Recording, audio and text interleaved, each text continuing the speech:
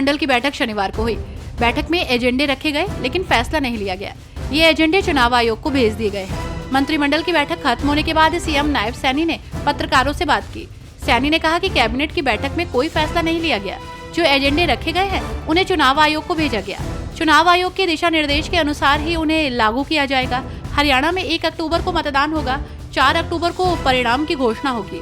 चुनाव की घोषणा के साथ ही प्रदेश में चुनाव आचार संहिता लागू हो गई है। सोनीपत के गांव कथूरा में सिंचाई का संकट झेल रहे ग्रामीणों ने गोहाना महम रोड को जाम कर दिया। मार्ग को करीब 2.5 घंटे तक जाम रखकर प्रदर्शन किया। उनका आरोप था कि बार बार मांग के बावजूद नहर में पानी नहीं छोड़ा जा रहा, जिससे उनकी फसल प्रभावित हो रही है। बड़ौदा थाना प्रभारी इंस्पेक्टर लाल सिंह ने ग्रामीणों को समझाया और जाम खुलवाया। इसके बाद वाहन चालकों को राहत मिल सकी। पहलवान विनेश ने पेरिस ओलंपिक में 50 किलोग्राम भार वर्ग कुश्ती स्पर्धा में देश का प्रतिनिधित्व किया। दुर्भाग्यवश निर्णायक बाउट से एक दिन पहले विनेश का वजन 100 ग्राम अधिक मिला। इसके चलते उन्हें अयोग्य घोषित कर दिया गया, जिसके बाद आज विनेश अपने गांव बलाली पहुंची।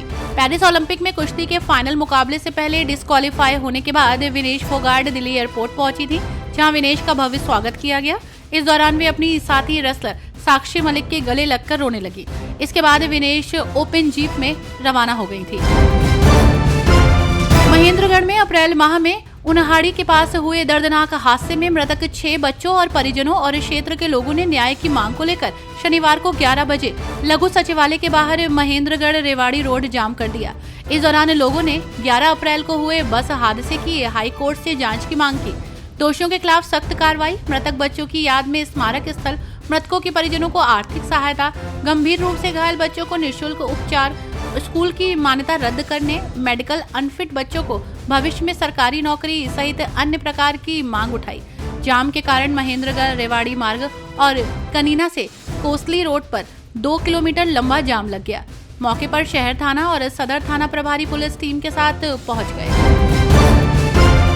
चरखी दादरी में पश्चिम बंगाल में आरजीकर मेडिकल कॉलेज की महिला प्रशिक्षु चिकित्सक के दुष्कर्म और हत्या मामले में चरखी दादरी जिले के निजी अस्पताल संचालकों ने शनिवार सुबह रोष प्रदर्शन किया।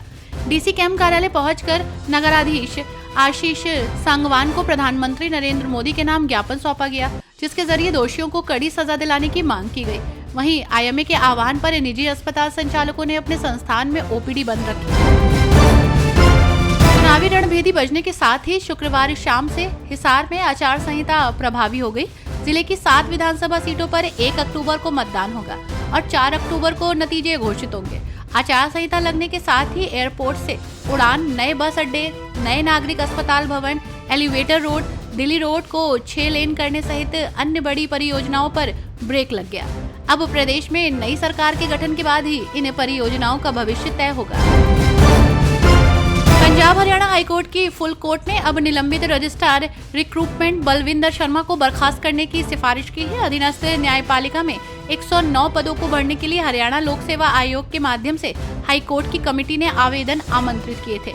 इन पदों को भरने के लिए परीक्षा जुलाई 2017 में आयोजित की गई थी। पेरिस ओलंपिक में हॉकी में कांस्य पदक विजेता डाबड़ा निवासी संजय कालीरावड़ा ने पत्रकारों से संवाद के दौरान हरियाणा में खेलों और खासकर हॉकी के भविष्य को लेकर अपने अनुभव साझा किए, साथ ही भविष्य की रणनीति के बारे में बताया। उन्होंने कहा, पेरिस ओलंपिक में हम गोल्ड जीतने का लक्ष्य लेकर उतरे थे। सेमीफाइनल में गोल्ड करने के मौके भी मिले, लेकिन काफी गलतियां हुई। अब इन गलतियों को सुधार कर अभी से 2028 ओलंपिक की तैयारी शुरू कर देंगे। अगला लक्ष्य लॉस एंजलिस ओलंपिक में कांस्य का रंग गोल्ड में बदलना है। उन्होंने कहा, खेलों में हरियाणा में पहले की तुलना में काफी सुविधाएं बढ़ी हैं। इनमें और इजाफा किया जाए तो हमारे खिलाड़ी पदकों की संख्या निश्चित तौर पर बढ़ाएंगे। 4 दिन पहले सोम नदी में आई बाढ़ से खानूवाला के लोगों के जख्म अभी भरे भी नहीं थे कि बुधवार रात फिर कुदरत का कहर बरपा। वीरवार की सुबह ग्रामीणों की नींद खुली तो गाँव में चारों तरफ बाढ़ का पानी ही नजर आया। स्थिति ये रही कि घरों के आंगन और गलियों में 2 से 3 फीट तक पानी भर गया था। गनीमत रही कि दोपहर बाद पानी कम हो गया, जिससे लोगों ने राहत की सांस ली। पेरिस ओलंपिक में 100 ग्राम वजन अधिक होने पर पदक से चूकी पहलवान विनेश फोगाट ने शुक्रवार देर शाम सोशल मीडिया पर अपने जीवन संघर्ष के बारे में ट्वीट किया। उन्होंने कहा कि मेरे पिता एक साधारण बस चालक थे। मुझसे कहते थे कि एक दिन वो अपनी बेटी को विमान में ऊंची उड़ान भरते देखेंगे। जबकि वो नीचे सड़क पर गाड़ी चलाएंगे। जिस दिन मेरे पिता ने हमें छोड़ा, उस दिन विमान में उड़ान भरने के बारे में केवल उनके विचार और शब्द ही बचे थे। पिता की मौत के बाद मां ने कठोर परिश्रम कर हमें आगे बढ़ाया। पिता की मौत के बाद 3 बच्चों की यात्रा शुरू हुई, जो अपनी अकेली मां का समर्थन करने के लिए अपना बचपन खो देंगे। वास्तविकता का सामना किया और अस्तित्व की दौड़ में शामिल हो गई। अस्तित्व ने मुझे बहुत कुछ सिखाया। अपनी मां की कठिनाइयों को देखकर कभी हार न मानने वाला रवैया और लड़ने का जज्बा ही मुझे वैसा बनाता है जैसी मैं हूँ।